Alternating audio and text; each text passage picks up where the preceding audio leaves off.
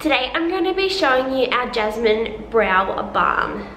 Now this is it. It's a product that is a balm consistency. This is the shade Deep Brunette and it looks like so.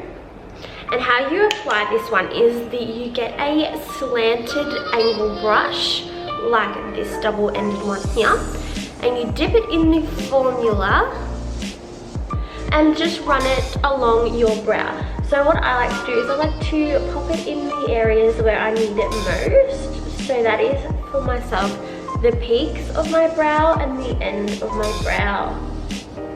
So just running that one down there. It's a really lovely, soft, smooth consistency.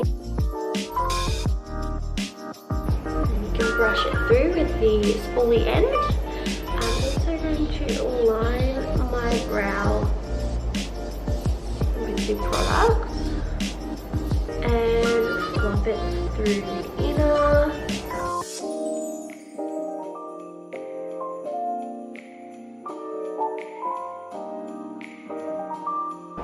Now this product retails at $39.99 and it is available in 3 colors. You've got blonde, brunette and dark brunette.